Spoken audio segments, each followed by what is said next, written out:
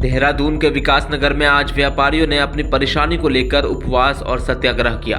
व्यापारियों का कहना है कि हरबटपुर से लेकर विकास बाढ़वाला तक ऑल वेदर रोड बनाने की तैयारी चल रही है, जिससे उनका पूरा कारोबार चौपट हो सकता है। उनको डर है कि सड़क चौड़ी करने के नाम पर दुकानों को तोड़ दिया जाएगा और सैकड़ों व्यापारी बेरोजगार हो जाएंगे।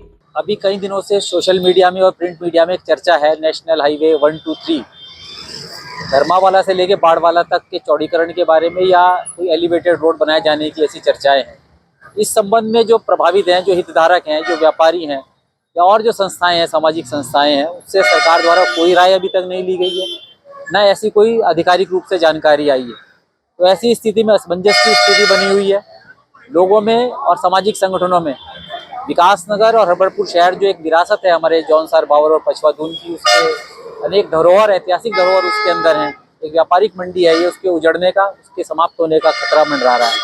तो ऐसी स्थिति में हमारे नागरिकों ने, व्यापारियों ने और सामाजिक संगठनों ने ये निर्णय लिया है कि एक उपवास हम यहाँ पर आयोजित करें और केंद्र सरकार को, माननीय भूतल परिवहन मंत्री को हमने संबंध में पत्र भी लिखा है कि इस ऐतिहासिक शहर को उजड़ने से बचाया जाए।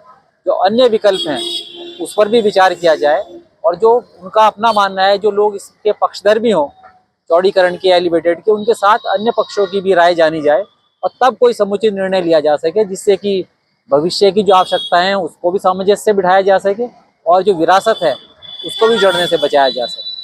तो ये उपवास एक दिन का रहेगा या आगे भी चलेगा? देखिए, आप आगे सरकार के निर्णय पर डिपेंड करेगा। अगर हमें बातचीत के लिए या कोई पॉजिटिव रेस्पॉन्स आता है तो आगे उसी परिप्रेक्ष्य में रणनीति बनाई जाएगी।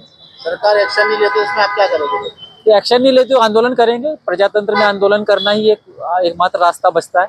शांतिपूर्वक आंदोलन करेंगे, अहिंसक आंदोलन करेंगे। इसी चिंता को लेकर आज बाजार के लोगों ने उपवास रखा और विरोध जताया। व्यापारियों का साफ कहना है कि ये किसी पार्टी का कार्यक्रम नहीं है, बल्कि अपनी रोजी रोटी बचाने की लड़ाई है। उनका कहना है कि अगर समय रहते उनकी बात नहीं सुनी गई तो उन्हें मजबूर होकर सड़क पर उतरना पड़ेगा। ये कांग्रेस का सत्याग्रह नहीं है, ये एक व्यापारियों के हित में पूरे व्यापार मंडल से रिलेटेड है। उसमें बीजेपी कांग्रेस का कोई लेना नहीं। ये एक व्यापार हित को बचाने के लिए है और इसमें जो भ्रम की स्थिति सरकार द्वारा यहाँ पर फैलाई जा रही है, जो कि नेशनल हाईवे को यहाँ से एलिवेटेड रोड बताया जा रहा है कि एलिवेटेड रोड से ये हाईवे जाएगा, लेकिन हमारा मानना तो यह है, व्यापार मंडल ने 2 महीने पहले ही एक अपनी सर्वसम्मति से निर्णय लिया था, जिसमें कि जो हमारा ऑप्शन है, बाईपास का ऑप्शन है, हमें बाजार से ना तो एलिवेटेड रोड लेना है, ना हमें चौड़ीकरण का बाजार से कुछ होना है। बाजार को हमें बचाना है, हमारा एक ही लक्ष्य है, व्यापारी हित हमारा लक्ष्य है।